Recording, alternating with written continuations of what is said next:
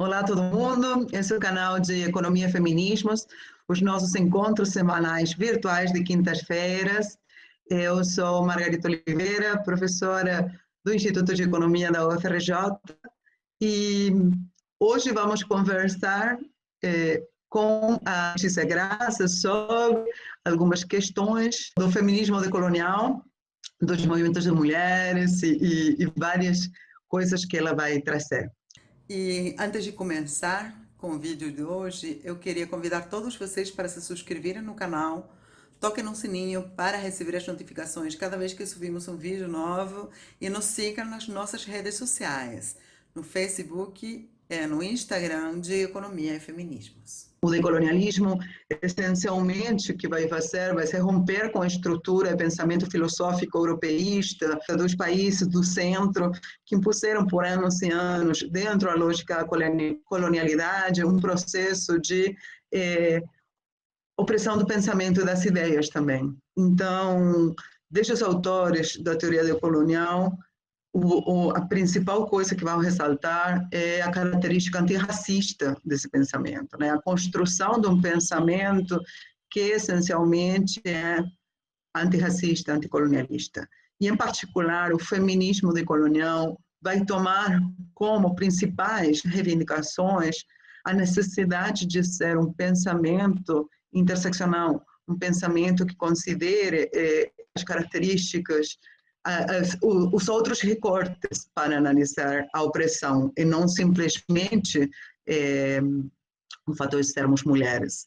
Então, tem a questão racial, tem a questão étnica, tem a questão de classe, tem a questão da condição de mulher migrante, periférica, e todos os trans, mulher lésbica. Nesse sentido, acho que é super oportuno. Eu conversei com a Letícia Graça foi a minha aluna, eu orientei ela na monografia na graduação em Relações Internacionais.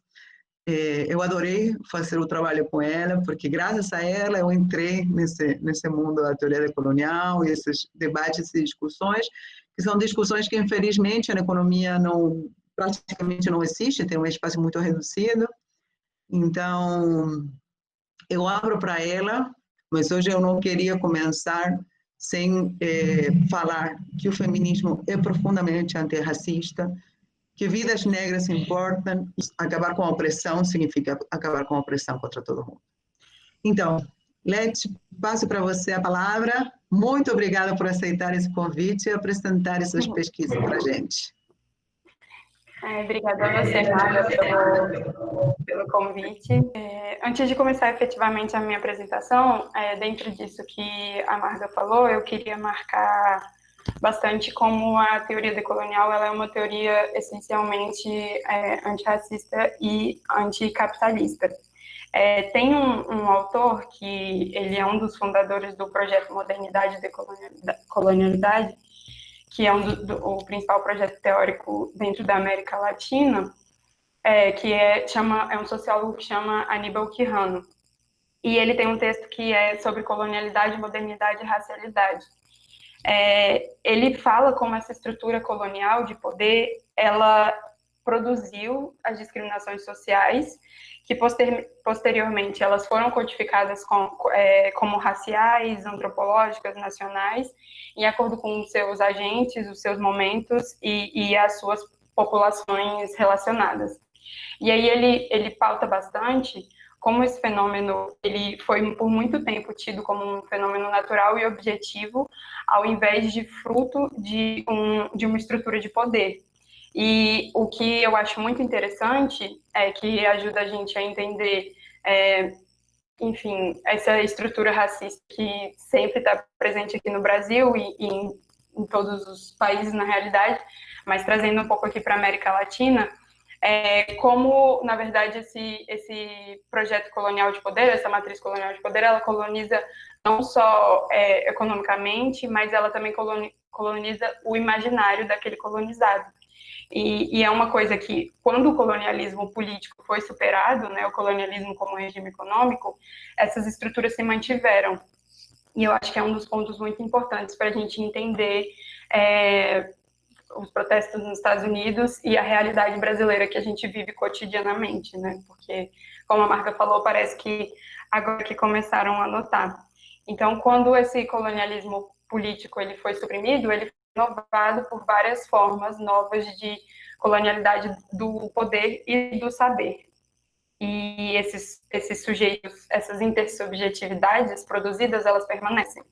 E, enfim, o ponto principal disso, que o Quijano alega, é que você pode ver que onde esse poder, essa matriz de poder permanece, são os países que mais se tem presente a discriminação em acordo com a discriminação étnico-racial. Enfim, o meu trabalho, ele nasceu muito dessa questão de sentir uma ausência muito forte de uma leitura desde a América Latina, nas relações internacionais. A Marga falou que não tem presente na economia, mas, na verdade, nas relações internacionais é uma coisa bastante nova. Isso foi um incômodo desde o começo da graduação. Então, eu criei esse trabalho, que o título é A Centralidade das Mulheres na Resistência ao Capitalismo. Um olhar sobre as redes de saberes feministas alternativos na América Latina. A minha orientadora foi a Marga. E um ponto essencial, antes de eu focar mais na questão aqui que é mais interessante para o grupo, que seria do feminismo decolonial, a gente trazer um pouco o conceito de conhecimento localizado. Conhecimento localizado é um conceito que abarca várias questões e que essas questões todas têm uma origem comum, né, segundo os autores decoloniais, na filosofia moderna ocidental. Porque essa filosofia, ela teve sua gênese num momento em que a busca do conhecimento era a busca por Deus, e era o homem que buscava o conhecimento, era aquele homem que buscava Deus. E esse Deus era quem? Era aquele Deus da Igreja Católica, né? E o homem, quando buscava conhecimento, ele era um reflexo de Deus. Então, a partir disso, criou o homem universal, que é o homem que ele é branco, ele é heterossexual, ele é cristão, ele é europeu, anglo-saxão, cis. Então, esse homem, ele é aquele único capaz de produzir um conhecimento neutro, que produziria a partir de uma visão pura da filosofia, e é chamado pelo autor Santiago Castro Gomes, de ponto zero das filosofias eurocêntricas.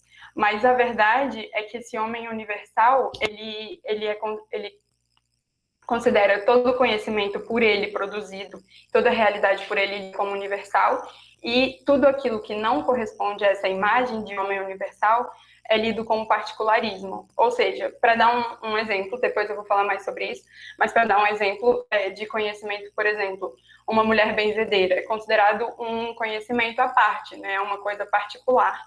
Então, aí se cria, em origem, a hierarquização entre os conhecimentos. Tudo que foge, que é exceção, que não corresponde a esse padrão, a esse modelo de homem universal, todas as realidades a ele relacionadas são particularismos, não corresponde à verdade, ou seja, são inferiores hierarquicamente. Aí tem a Donna Haraway, que é uma feminista muito conhecida. Ela tem o conceito de conhecimento situado, que fala sobre esse mito ocidental da neutralidade epistêmica, que é uma coisa que tomou conta de toda as ciências sociais, na verdade, toda a produção de conhecimento, que ignora que o conhecimento é produzido a partir de um ponto, de um locus de enunciação. Né? Essa ideia de que o conhecimento é universal e pode abranger todas as realidades é uma mentira, porque ele sempre é produzido a partir de um lugar. E se você ignora isso, você está ignorando as realidades que esse conhecimento está lendo. E aí, só para falar um pouco, eu não acho muito interessante para a discussão de agora, mas só para vocês saberem a título de conhecimento, nas relações internacionais, isso é muito forte, porque é uma disciplina que tem a sua referência na Europa e nos Estados Unidos, nos Estados Unidos, no caso, os Estados Unidos como herança europeia, não América colônia, as relações internacionais ela é essencialmente eurocêntrica. E então ignora uma série de leituras do sistema internacional, o que acaba fazendo com que o sistema internacional, que as relações internacionais conhece em geral, é o sistema, na verdade, é a sociedade europeia global.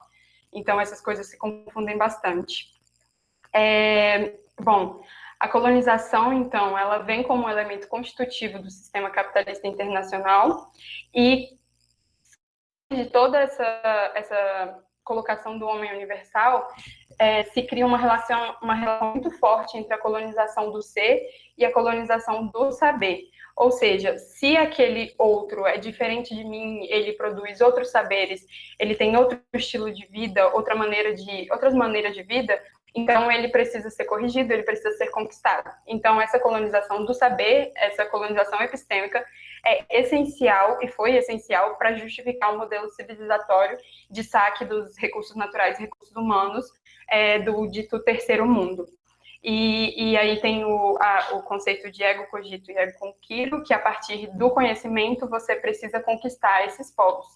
Isso se criou, o que a gente vê até hoje, a hierarquização entre centro e periferia, no caso, que criou uma divisão internacional do trabalho, onde onde justificou a periferia apenas como fonte de recursos naturais, recursos humanos, de uma maneira completamente hierárquica e civilizatória. Bom, decolonizar para quê, né? A raiz dos saberes decoloniais. Os estudos acerca da colonização, eles começam muito forte a partir dos estudos pós-coloniais. É importante pontuar a diferença entre estudos pós-coloniais e decoloniais. Os estudos pós-coloniais, eles nascem, tem expoentes muito fortes e muito importantes para os estudos coloniais, que, por exemplo, Non e Spivak, mas ele é um projeto que, apesar de ter expoentes que vêm de locais subalternizados, eles ainda usam como referência os estudos eurocêntricos. Isso faz com que os estudos pós-coloniais sejam uma crítica ao centro europeu eurocêntrica. Então, não tem um rompimento completo com esse cânone ocidental. Já os estudos decoloniais, ele nasce a partir do projeto de estudos, o grupo de estudos subalternos latino-americanos, que incorporou esses estudos pós-coloniais, colocou elementos próprios, narrativas próprias, mas mesmo assim ainda não rompia completamente com os estudos, com a fonte eurocêntrica de saber. E um projeto chamado Projeto Modernidade e Colonialidade veio ver completamente e ter como produção crítica do centro desde a América Latina, com referências próprias, com leituras próprias, com uma lente de análise própria que possa ler a nossa realidade e possibilitar a visibilidade de alternativas produzidas desde aqui. Então, eu acho muito importante, só para fechar essa parte, a matriz colonial do poder, que, segundo Miolo, é uma estrutura complexa de níveis entrelaçados. Então, a colonialidade do poder, que eu falava antes, ela é composta pelo controle da economia, pelo controle da autoridade, pelo controle da natureza e dos recursos naturais, controle do gênero e da sexualidade e controle de subjetividade do conhecimento. Então, é uma amarra muito grande de fatores que mantém essa estrutura através dos anos se reinventando e assumindo novas formas aqui na América Latina, que é o meu foco. Então, o tripé da modernidade ocidental seria a colonialidade do poder, que seria essa colonialidade mais econômica, do ser, dos corpos, das nossas produções físicas, das nossas alternativas de vida, do saber, que é do nosso imaginário, da nossa subjetividade. Então, Quijano e Wallenstein dizem que, por conseguinte, é nítido que a modernidade está intrínseca à colonialidade e, consequentemente, a mesma depende das Américas para estruturar uma economia mundo capitalista. Bom, aqui eu dou, tendo essa base do saber localizado, a gente pensa um pouco na como que foi esse processo, né, a origem do capitalismo. Obviamente, todo mundo aqui já estudou e não é interessante reforçar isso, mas eu queria só trazer um pouco, até referente à aula passada da Margarida, que a teoria da reprodução social, que seria uma leitura feminista desse momento de origem do capitalismo, né, desse momento de passagem do feudalismo para o capitalismo, que considera fatores que as leituras tradicionais, e tradicionais, eu digo, eurocêntricas e essencialmente machistas, essencialmente patriarcais, na verdade, ignoram fatores que são essenciais para entender o capitalismo e como ele produz opressões. A Silvia, eu usei a Silvia Federici, né, para essa parte, e ela faz uma crítica muito forte a Marx e a teoria, a leitura econômica, né, do capitalismo, porque desconsidera completamente o papel da mulher nesse processo. Então, o Marx, o sujeito de análise dele vai ser o trabalhador livre, né, ou, na verdade, branco, livre, e ignora completamente a importância da reprodução nesse processo de capitalismo, porque, na verdade, a reprodução ela é essencial para entender como se pode ter a acumulação primitiva originária para o capitalismo nascer. Então, os componentes estruturais, segundo a Silvia Federici, a divisão sexual do trabalho, né, reprodução e produção, o uso capitalista do salário para controle dos não assalariados, e aí significa essencialmente o poder aquisitivo estando na mão dos homens, o que leva ao terceiro fator, que é a consolidação do capitalismo, serviu também para consolidar uma posição social das mulheres inferior hierarquicamente, porque uma vez que elas não têm importância dentro desse capitalismo, não são lidas dentro desse processo, elas têm claramente uma posição social inferior.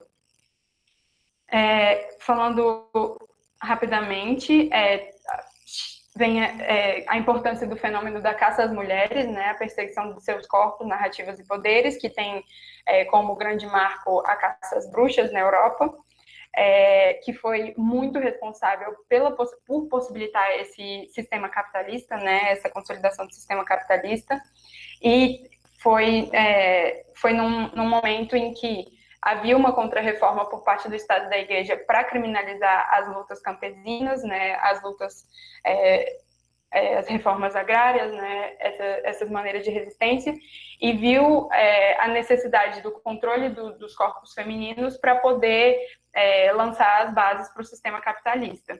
E a relação disso com a colonialidade é que foi exportado esse modelo, essa posição social das mulheres da Europa para o Novo Mundo. Então, a colonização é essencialmente misógina e essencialmente patriarcal. E trouxe para cá, para a América Latina, que é o meu foco, um caráter estrutural que antes não dá para dizer que não era presente, mas intensificou e modificou completamente o espaço que a mulher ocupava nessa sociedade, né? Tem essa citação que eu acho muito interessante: a caça às bruxas, porém, não destruiu a resistência dos povos colonizados. O vínculo dos índios-americanos com a terra, com as regiões locais e com a natureza sobreviveu à perseguição, devido principalmente à luta das mulheres, proporcionando uma fonte de resistência anticolonial e anticapitalista durante mais de 500 anos. Então, assim, é importante marcar que esse corpo social rebelde, ele não foi passivo, assim, né? Obviamente, foi criada a partir de tudo que eu já falei, da colonialidade, do poder e do saber, uma invisibilização total da luta das mulheres, mas não significa que, nesse momento, ela deixou de existir e que elas aceitaram de forma submissa o patriarcado, assim. É óbvio que esses saberes feministas eles continuaram se desenvolvendo e é importante a descolonialidade para a gente poder ler, identificar e produzir novas alternativas. Então, entrando aqui mais no feminismo decolonial, né, trazendo para os dias de hoje, à medida que esse colonialismo político, eu digo colonialismo como forma econômica, foi superado, ficou aqui, como eu disse, o entronque patriarcal, que a partir daquela matriz da colonialidade do poder, ele se constitui como uma junção patriarcal da opressão de gênero colonial, que se manteve, adquiriu novos formatos e perpetuou a exploração na vida das mulheres, principalmente as periféricas.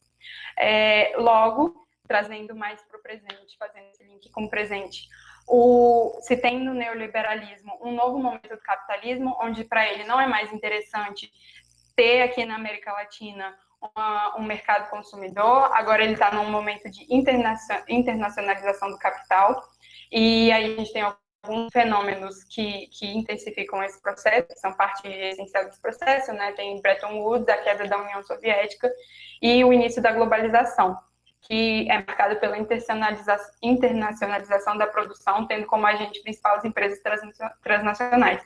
Porque aí passa a ser interessante para o capitalismo ter essa produção deslocalizada, o que intensifica todos esses fatores de superexploração das mulheres nas empresas, né, um controle maior de seus corpos, porque precisa da reprodução social para girar essa máquina do capitalismo, junto com todos aqueles, uma intensificação, um acirramento daquela visão de discriminação étnico-racial, de gênero, que é fator essencial para a consolidação do capitalismo nessa nova fase.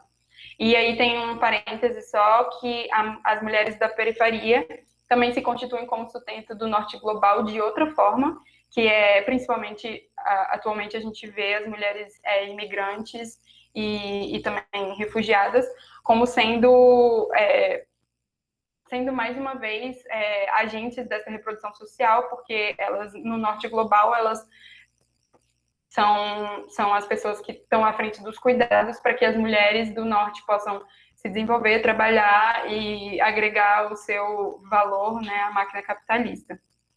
Então, aqui, só para concluir essa parte, a gente vê que foi exportado uma colonialidade que antes não existia aqui, não dessa forma, não é como se não existisse o machismo, mas o patriarcado, como ele é ditado pelo capitalismo, não estava presente aqui antes dessa exportação desse projeto, e isso foi essencial para relegar as mulheres a uma posição social submissa, que a gente vê até os dias de hoje, e que se torna um grande problema, enfim, se torna aí como raiz de várias questões, se torna um ponto que é importante discutir, porque se a gente quer discutir anticapitalismo, a gente tem que discutir a questão do patriarcado. E aí eu trouxe, então, algumas alternativas teóricas a essa colonialidade de saber e ao conhecimento patriarcal. Uma delas é o feminismo comunitário.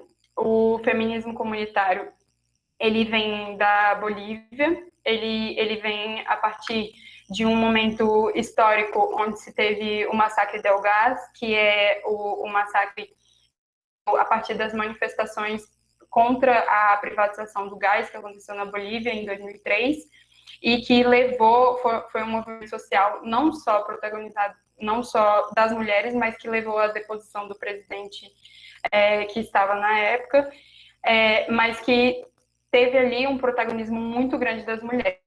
Então, esse feminismo comunitário, ele tem esse marco porque foi um marco de organização dessas mulheres, um resgate da luta que elas haviam encampado desde sempre na Bolívia, foi sintetizado em um movimento que chama Mulheres Criando Comunidade, no qual uma das principais expoentes é a Julieta Paredes.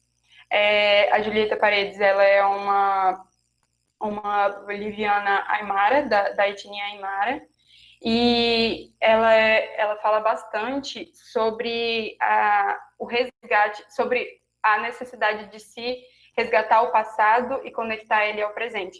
Não de uma maneira de resgatar a forma de viver dos povos originários, totalmente, porque a gente sabe que isso não é possível, mas ela propõe esse regresso à memória da luta das mulheres que foi invisibilizada por tantos anos.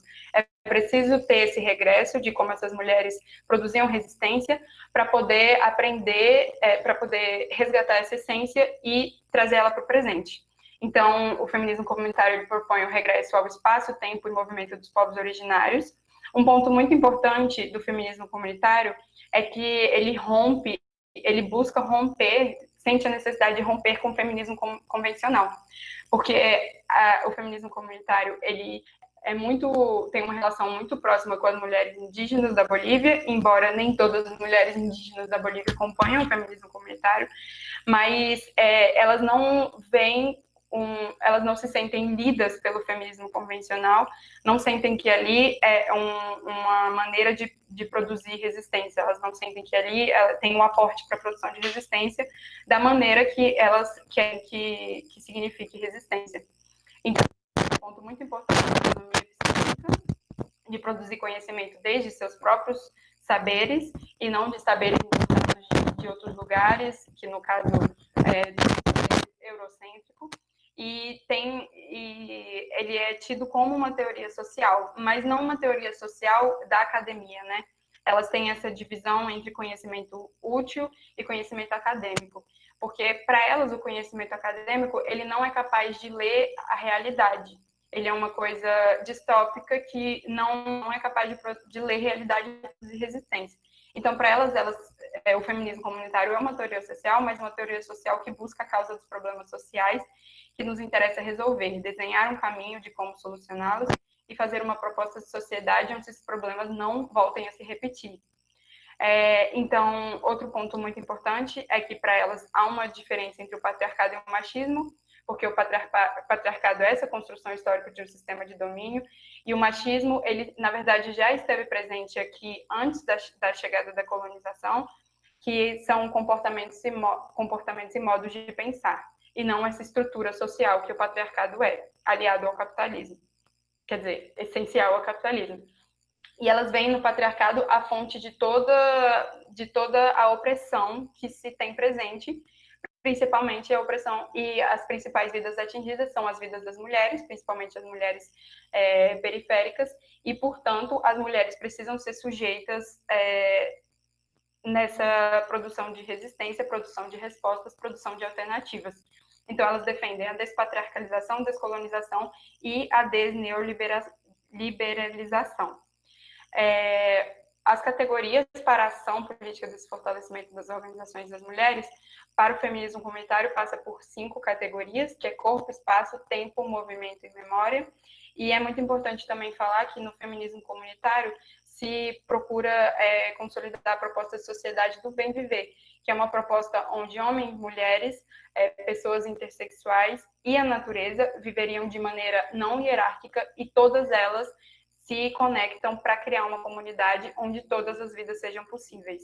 Então, o feminismo comunitário, ele também argumenta bastante que quando as mulheres se conectam, sendo elas as maiores vítimas desse sistema patriarcal, elas melhoram a vida, as condições de vida para toda a comunidade e não só para elas. E por isso as mulheres são os sujeitos tem que ser as sujeitas protagonistas das lutas. Bom, outra opção mais teórica, né, mas que também é teórico-prática, né, não é só teórica de maneira alguma, a rede de feminismos decoloniais. Ela é uma rede que conecta mulheres, principalmente do México, mas que nasceu no México, mas que busca conectar mulheres da América Latina inteira. É um projeto coletivo contido em uma pluralidade de visões e que também busca essa alternativa epistêmica não hegemônica, completamente procurando resgatar saberes desde aqui, desde a América Latina, e que, assim como o feminismo colonial, elas buscam uma ruptura ao feminismo tradicional. Justamente por essa falta de representação, né? Justamente por não ter no feminismo tradicional um rompimento com o cânone ocidental. E um conceito muito interessante que elas têm é a ecologia dos saberes feministas, que é novamente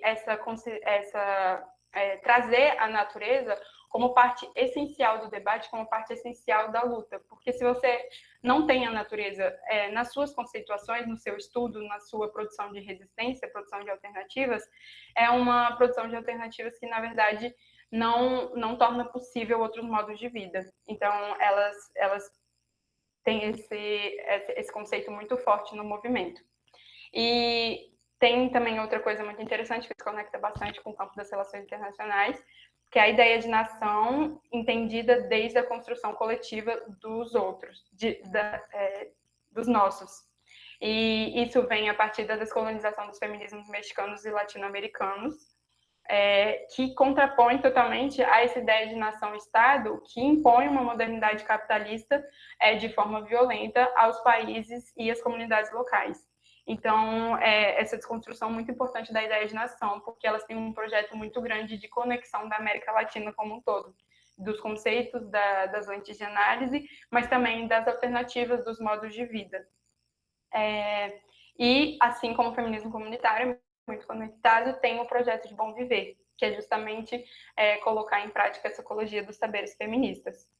E a metodologia que elas usam é mesoamericana, é baseada em metodologias que não são acadêmicas, obviamente, mas metodologias que são produzidas e foram muito invisibilizadas. Elas focam bastante em trazer de volta essas metodologias que não estão no marco do conhecimento científico acadêmico que a gente costuma utilizar. Outros modos de viver pedem outros modos de poder. Essa foto, só para ilustrar, é da Marcha das Margaridas, que aconteceu no ano passado. Eu vou falar melhor sobre ela, mas só para vocês verem, aconteceu em Brasília e juntou cerca de 100 mil mulheres ou mais. Tem pessoas que dizem que foi até mais. E essa parte do meu trabalho, como a universidade pública ainda não oferece bolsa para a gente fazer a nossa parte de campo, né? Porque eu procurei fazer entrevistas aqui no Brasil, né? Estudos de casos brasileiros, que com o apoio de entrevistas semi-estruturadas, eu fiz perguntas para lideranças de movimentos, em busca de algumas respostas em relação a como se dão esses outros modos de vida, como elas organizam a produção, a reprodução, como se fica o trabalho dos cuidados, como se encontram os coletivos de mulheres dentro desses movimentos, que muitas vezes são mistos, no movimento de mulheres, como elas sentem a diferença em relação ao comportamento dos homens, focou essencialmente em saber como difere essas redes que as mulheres criam da maneira capitalista de produção, da maneira capitalista de relações, e enfim, como são essas principais diferenças de resistência ao capitalismo na América Latina. Essas são as perguntas, né? Eu não vou ler para vocês, mas eu vou focar logo nos estudos de caso. Bom, um dos estudos de casos que eu mais gostei de fazer, né, foi o MST, porque a minha entrevistada, a gente ficou até amiga depois, assim, porque ela trabalha numa feira agroecológica perto de onde eu trabalhava, então sempre que eu passava lá a gente conversava muito. E, enfim, primeiro uma breve história do MST. Ele é presente ao Movimento dos Trabalhadores Rurais Sem Terra, MST. Ele é presente em 24 estados brasileiros, das 5 regiões do país, e abarca cerca de 350 mil famílias. Esse número é bastante assim, vago, porque é muito difícil, né, ter essa contabilização, porque realmente é um movimento muito grande nacionalmente. E o principal objetivo do MST, o principal fim é a reforma agrária, mas ele tem uma série de objetivos antes de chegar na reforma agrária, que seria o objetivo mais global do movimento. A organização do MST, a partir da unidade familiar, essas famílias, elas formam núcleos, e esses núcleos formam coordenações que vão discutir as pautas a nível nacional. E aí eu queria falar um pouco sobre o MST e as mulheres na divisão do trabalho. Por que eu escolhi o MST? Bom, principalmente por ser um dos principais movimentos, principais e maiores movimentos do Brasil, e por eu saber que existia uma presença forte das mulheres nesse movimento. Então, o MST tem um braço de gênero, e eu fiquei muito intrigada em saber como era como o patriarcado está presente dentro do MST, já que o MST ele busca essencialmente um movimento anticapitalista e ele busca uma produção fora desses marcos do capitalismo, né? Então, eu quis muito saber como as mulheres estavam inseridas dentro disso. E aí, a partir disso, eu fiz a entrevista com a dona Amy, né? Enfim, preservando aqui a identidade da entrevistada. Ela é camponesa e trabalhadora rural. Ela reside no assentamento de Terra Prometida, que fica em Duque de Caxias, no Rio de Janeiro. Esse assentamento conta com a presença de 58 famílias que se organizam daquela maneira que eu falei anteriormente. E o assentamento Terra Prometida tem um coletivo de mulheres que a dona Amy disse que ainda não tem nome, que elas sempre ficam de botar um nome, mas nunca conseguem. E eu fiz todas aquelas perguntas para a dona Amy, e ela e as respostas foram assim muito interessantes. Uma fala aqui que eu resolvi trazer, porque, enfim, não tem, eu posso depois compartilhar o meu trabalho, se vocês quiserem dar uma olhada melhor nas entrevistas, mas essa fala é muito interessante. Quando eu perguntei para ela sobre como ficava a posição das mulheres na organização do MST, ela falou, e se os homens tentavam minar esse protagonismo, ela falou que, assim, sempre tem, né? Sempre tem. Tem os homens que querem, mesmo que ele não é da sua família, assim, de sangue, que é a família MST, todos nós somos irmãos, né? Mas eles querem impor o que eles acham. Se a gente não estiver tomando uma visão bem forte, bem segura daquilo que a gente pensa, eles tomam a corda da gente. A gente está com o cabresto na mão, mas se a gente deixar a corda solta, eles vão tomar. Eu achei essa fala muito emblemática, a entrevista toda foi muito interessante. E ela traz que o MST, ele possui, sim, uma preocupação muito grande com a questão de gênero, mas ele é um movimento que o patriarcado está muito presente. E ela fala que, embora haja uma busca por paridade nas coordenações, nas representações, ainda há uma grande divisão sexual do trabalho, na qual as mulheres estão presentes na produção fortemente, elas cultivam, elas cuidam da plantação, cuidam da beneficiação, cuidam da distribuição, muitas vezes vão para as feiras vender, mas como eu posso dizer, nas coordenações elas não encontram essa representatividade, porque muitas vezes são consideradas como serem incapazes de união, e aí acontece essa é a opinião do marido, coisas assim que ela citou, e também que é muito forte ainda a divisão sexual do trabalho, no sentido de que elas tomam totalmente a frente dos cuidados. Então, cuidado com a casa, cuidado com a família, elas são extremamente sobrecarregadas. Mas uma coisa muito interessante que ela falou, que eu gostaria de pontuar aqui, é que esse assentamento da Terra Prometida, ela falou que antes de ter o coletivo de mulheres, antes das mulheres se organizarem, o assentamento, assim, a produção estava muito difícil, estavam passando por um momento de muita dificuldade.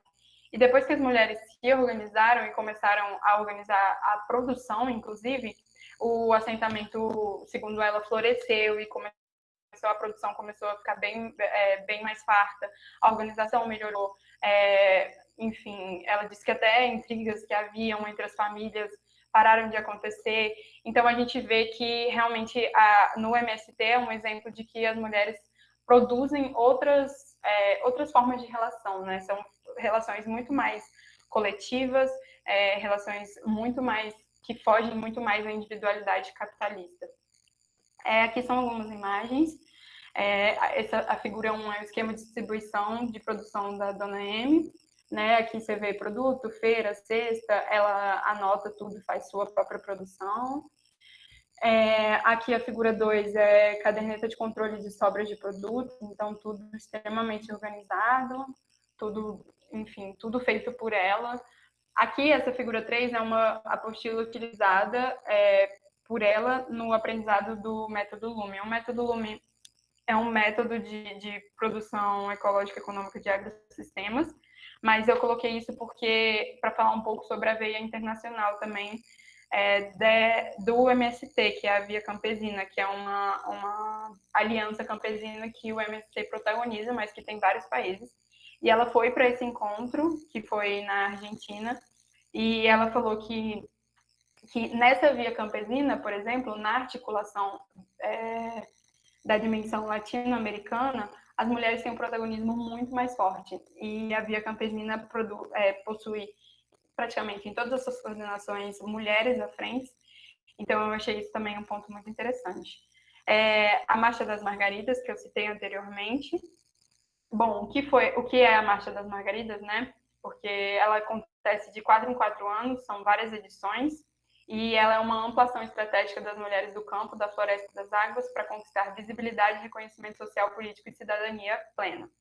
Basicamente, é uma marcha de mulheres rurais, mas ela sempre conta com a presença de feministas também do meio urbano, também feministas acadêmicas e até mesmo homens. Então, a marcha do ano passado, de 2019, foi a 6ª edição e ela veio do contexto, ela foi construída diante do contexto de eleição do Bolsonaro, né, da ascensão de um projeto de extrema-direita ao poder. Então, foi uma marcha muito forte, muito bem dialogada. A coordenação é da CONTAG, da Confederação Nacional de Trabalhadores Rurais, Agricultores e Agricultoras Familiares, e se desenvolve através da parceria com os movimentos feministas e de mulheres trabalhadoras, centrais sindicais e organizações internacionais. Então, a Marcha das Margaridas, ela tem um ano de articulação, onde movimentos feministas das mais variadas fontes e atuações se reúnem para construir essa marcha. E, assim, ela durou 2 dias, né? Um dia foi de painéis, rodas de discussão, atividades. Aqui é uma das que eu participei, que era uma sobre agroecologia durante a Marcha das Margaridas. E é um momento muito, muito forte, assim, um momento de muito fortalecimento entre todas elas. E, enfim, elas trazem muitas pautas, discutem muitas ideias. E, assim, é muito rico, realmente. Aqui eu trouxe uma fala de uma liderança quilombola, ao ser questionado sobre sua visão acerca da importância de organizações exclusivamente de mulheres na comunidade. Ela fala assim: olha, para nós, mulheres quilombolas, foi difícil os homens de nossas comunidades aceitarem as nossas organizações só de mulheres. Não foi fácil, não. Muitos homens proibiram as mulheres de participar das reuniões, de ir até os locais onde era só para as mulheres, quanto muitas diziam, eu vou junto, se ela insistir. Mas hoje, com oficina, com diálogo, nós conseguimos fazer eles entenderem que nós temos as nossas especificidades, nós temos a nossa pauta específica de mulheres. Então, hoje nós temos uma coordenação nacional de mulheres, tem uma organização que é mista de mulher e homem. Eles tiveram que aceitar e são as mulheres que estão levantando o nosso movimento. São as mulheres que estão à frente das lutas e hoje elas estão vindo junto com a gente. Reconhece porque eles estão vindo junto com a gente, reconhece porque isso as mulheres sempre fizeram. Mas não tinha esse reconhecimento dentro dos quilombolas. É uma fase que ilustra bastante assim essa questão de que tradicionalmente as mulheres sempre estiveram produzindo resistências fora do marco do capitalismo, mas por conta dessa colonialidade do ser, do saber, essas resistências, essas alternativas eram completamente invisibilizadas. Aqui é só uma imagem da caminhada que ela acontece em Brasília e anda um trecho bem grande, vai em direção ao Congresso Nacional. Por fim, o meu último estudo de caso é o da Rede de Mulheres Extrativistas e Pesqueiras da Bahia. Eu fiz entrevista com uma das lideranças dessa rede. A Rede de Mulheres tem um trabalho incrível, que tem como missão o coletivo de mulheres para empoderar, formar e fortalecer outros coletivos de mulheres, de extrativistas, pescadoras artesanais e pequenas agricultoras. Essa Rede de Mulheres ela é do sul da Bahia e ela é composta somente por mulheres, por cerca de 700 mulheres, indiretamente trabalha com mais de 1.000 mulheres. A estrutura do coletivo tem uma coordenação formada por 8 mulheres e 8 suplentes. A coordenação da rede de mulheres só pode ser modificada em assembleia com a presença mínima de 200 mulheres que votam individualmente. Eu achei isso muito interessante, porque a gente vê uma estrutura muito concreta de organização dessas mulheres. e as principais atividades dela são pesca artesanal e agricultura familiar. E tem alguns tópicos, né, que eu fiz essa entrevista, e alguns tópicos que eu gostaria de apontar aqui é que tem muito forte esse fator que eu falei do feminismo comunitário, que embora elas não se digam feministas comunitárias, do grupo Criando Comunidade, mas que é a transformação a partir do sentido de comunidade. Porque elas acreditam que quando você dá a uma mulher, devolve a uma mulher a autonomia, a participação política, a representatividade, ela não só melhora a sua própria vida, como ela melhora a vida de toda a comunidade. E elas têm um trabalho muito forte com o empoderamento econômico, né? Como elas produzem diretamente. Esse trecho fala: as mulheres pescam, beneficiam e vendem seu produto. Em alguns casos, a mulher pesca, beneficia e quem vende é o marido. Mostra um pouco sobre a divisão sexual do trabalho, né? Que as mulheres, novamente, assim como a MST, elas estão presentes na produção e não só na reprodução, como o capitalismo lê, né? E aí tem também esse fator muito forte de defesa do território, que era um dos meus blocos de perguntas. E ela fala assim: a rede de mulheres atua através do empoderamento das mulheres, fortalecendo a gestão do território. Mulheres empoderadas debatem e tomam decisões. Então, por exemplo, na rede de mulheres, elas lutam muito contra as carciniculturas, né? Criação de camarão, de pesca de peixe e tudo, que acontece muito no sul da Bahia. E elas dizem que são elas que protagonizam sempre essas lutas. Quando elas vivem numa RESEC, que eu não vou lembrar exatamente o que significa, mas é uma maneira de proteção de reserva ambiental que você pode explorar desde que seja de forma comunitária. E sempre que alguém tenta invadir esse local que a RESEC que elas vivem, com suas famílias, são sempre as mulheres que protagonizam a resistência contra essas investidas, né? E elas também constroem redes nacionais e internacionais. No caso, a Rede de Mulheres está ligada ao movimento de mulheres do Maretório, e elas se articulam, né, nacionalmente e internacionalmente, porque são lutas comuns, são maneiras de vidas comuns e maneiras de resistir fora completamente do marco capitalista comuns também. E aí é uma fala uma fala dela que foi: participar de um coletivo de mulheres, a gente amadurece enquanto mulher. A gente se completa coletivamente. Um coletivo de mulher que a gente entende que é um coletivo de mulher que transforma. É um coletivo de mulher que acolhe. E não é porque nós ligamos, é porque as mulheres entendem o quanto é transformadora a sua participação dentro daquele processo. Então eu digo que enquanto tiverem mulheres reunidas, nós vamos estar fazendo a resistência. Bom, as considerações finais, né, principalmente sobre essa última parte, que é a parte mais relevante, que outra perspectiva do sistema internacional, e aí quando eu falo sistema internacional, não uma coisa teórica das relações internacionais, mas realmente do mundo globalizado como a gente conhece, é possível a partir da incorporação de uma leitura da teoria decolonial, né? Se houvesse essa incorporação da teoria decolonial à produção de conhecimento, ela é importante não só para criar uma lente de análise que é capaz de fazer uma releitura de todo esse processo de origem do capitalismo até os dias de hoje, de todas as discriminações sociais, principalmente as étnico-raciais, como dar um outro lugar a essa voz do subalternizado. Então, faz essa releitura do passado, o que ajuda a gente a entender o presente, mas também visibiliza e possibilita alternativas novas, novos modos de vida, novos modos de relações. E aqui eu bato muito na tecla das relações coletivas que as mulheres são capazes de produzir. Com esse trabalho eu tentei mostrar que as mulheres, quando estão à frente, quando estão protagonizando relações, elas tendem a se relacionar de maneira coletiva. Então, também há um resgate do sujeito subalternizado, que é a mulher, né, uma devolução dessa posição social, né, um rompimento dessa posição social que foi colocada por todos os fatores que eu expliquei anteriormente. Enfim, e aí você devolve autonomia, né, saberes tradicionais, entendimento sobre o próprio corpo, enfim, todas essas questões que a gente discutiu aqui.